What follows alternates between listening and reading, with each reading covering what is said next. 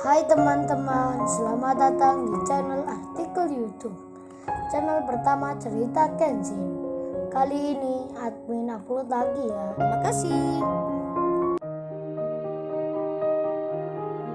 Kisah pemuda kaya, anak bos besar, pemilik 73 perusahaan, yang menjadi cleaning service.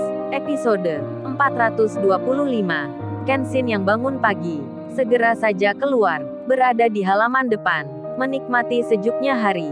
Apalagi hari ini adalah hari liburan, bertepatan tanggal merah, tak ada kerja. Kenshin yang berdiri di tempat itu, lalu melihat meja yang ada di teras rumah. Di situ tak ada kopi dan roti yang disiapkan oleh Kaori. Seperti hari biasanya, Kenshin jadi berpikir, Kaori pasti masih marah.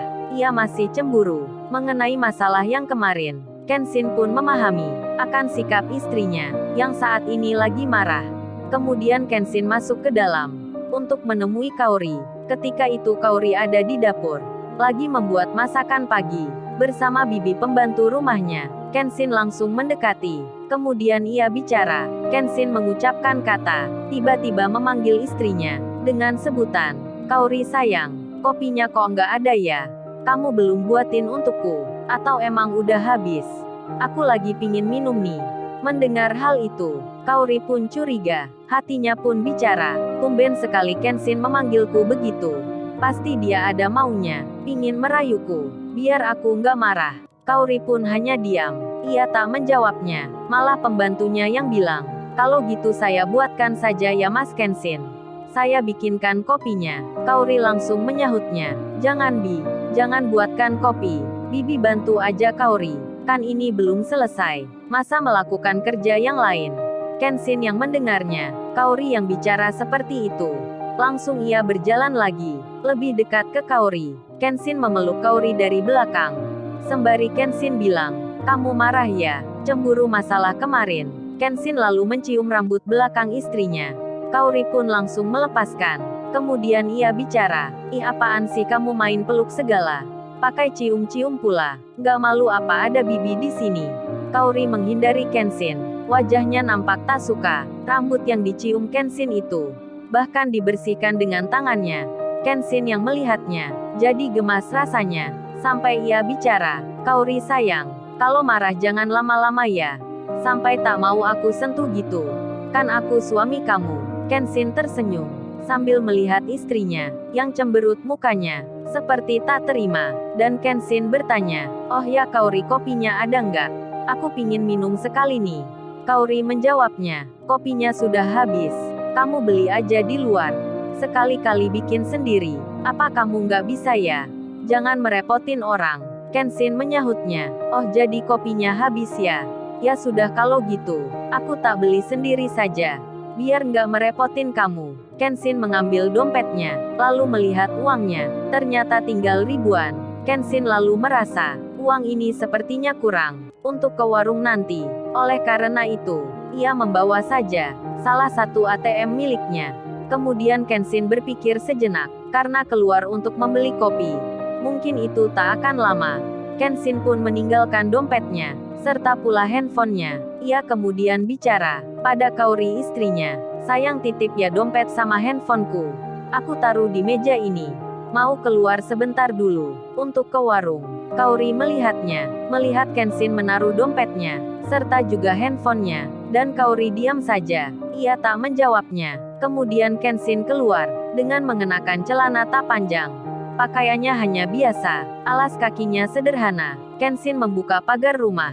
Kaori melihatnya dari jendela. Kenshin itu berjalan, meninggalkan tempatnya. Setelah itu Kaori ditanya oleh bibi pembantunya, mengapa lagi marah ke suaminya. Kaori pun menjawabnya, oh nggak ada apa-apa Bi. Cuman masalah biasa. Kaori tak ingin bercerita. Bibi itu langsung mengerti. Beliau pun tak bertanya lagi.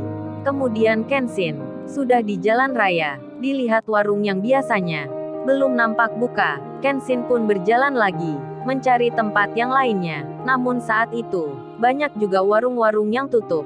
Hingga ia meneruskan jalannya, sampai tak terasa, saat ini semakin jauh dari perumahannya Kaori. Kemudian setelah itu, Kenshin menemukan warung Seperti yang diinginnya, ia pun masuk ke dalam untuk membeli minuman.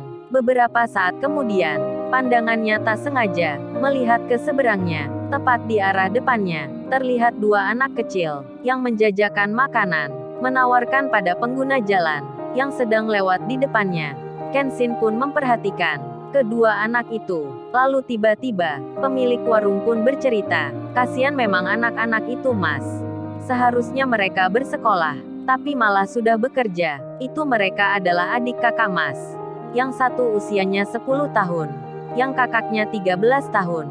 Orang-orang di sini pun sudah sering membantu membeli semua jualannya, tapi ya gitu, karena kebutuhan sehari-hari, anak-anak itu tetap bekerja. Ayahnya pun sudah tak ada. Tinggal ibunya yang di rumah. Ibunya pun membantu bekerja di rumah orang. Oh ya, ada lagi kakaknya yang dewasa, yang sudah lulus sekolah. Biasanya juga ikut jualan, tapi kini sudah kerja. Saya pun juga belum tahu. Adiknya yang kecil-kecil itu, kok masih dibolehkan berjualan? Ibu pemilik warung bercerita tentang apa yang dilihat oleh Kenshin. Kenshin pun mengerti. Ia kemudian bertanya, "Apa nggak ada ya, Bu? Orang di kampungnya yang bisa membantu?" Pemilik warung menjawabnya, "Oh itu, saya kira sudah ada, Mas. Tapi kemampuan orang kan terbatas. Jadi ya begitu, anak-anak itu tetap berjualan, membantu ibunya." Kenshin pun jadi iba, dan ia punya rencana akan menolong mereka. Saat itu sudah jam 9 pagi. Tak terasa, Kenshin keluar dari rumah. Sudah hampir 1 jam lebih. Kaori pun masih mengira Kenshin di warung kopi. Kaori pun merasa acuh saja akan Kenshin yang belum kembali. Apalagi dompet dan handphonenya sedang ada di meja. Pasti Kenshin tak akan kemana-mana. Perginya tak lama-lama. Namun yang disangka Kaori ternyata salah. Kenshin kini malah mengikuti anak kecil itu untuk pulang ke rumahnya. Kenshin berniat membantunya, dan tak disangka, anak sekecil itu sudah bisa naik angkutan sendiri. Kenshin pun bersama mereka. Beruntungnya Kenshin, meski tak membawa dompetnya, ia sempat mengambil kartu ATM-nya.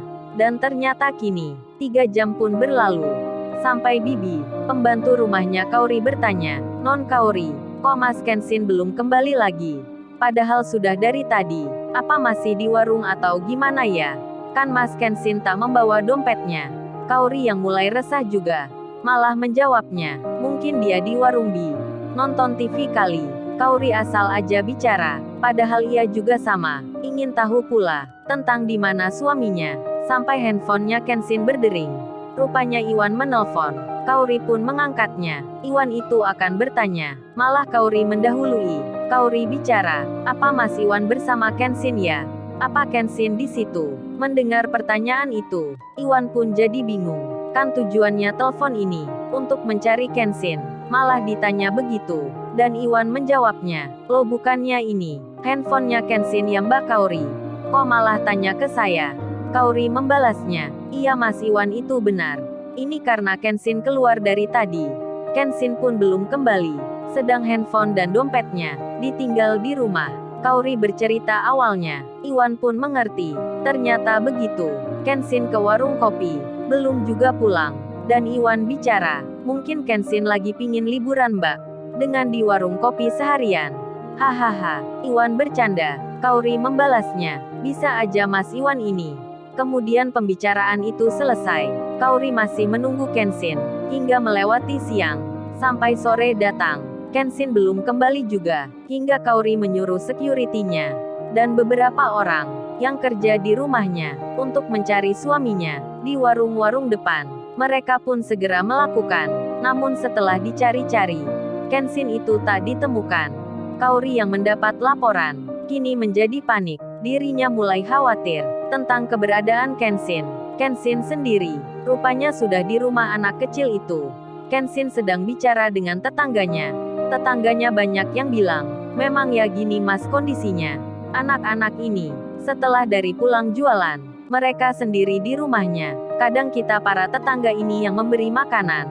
Kasihan Mas ibunya, meski kerja seharian, dari pagi sampai malam, gajinya juga tak seberapa. Gitu aja, masih dipotong hutang oleh yang punya rumah.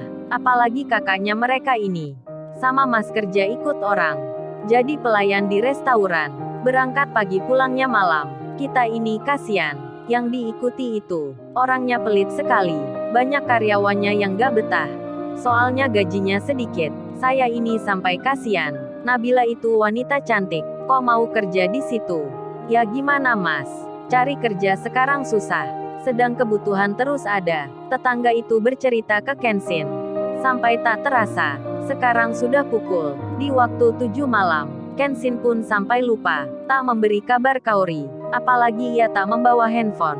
Hingga Kaori saat ini, makin khawatir jadinya. Apalagi ayah dan mamanya, terlihat sudah pulang. Mobilnya masuk ke halaman. Kaori menyambutnya. Lalu, bagaimana kisah selanjutnya? Subscribe channel ini untuk episode berikutnya. Terima kasih. Jangan lupa ya guys, untuk kelanjutan ceritanya ada di channel Ke YouTube. Jangan lupa subscribe ya guys. Dan tekan notifikasinya.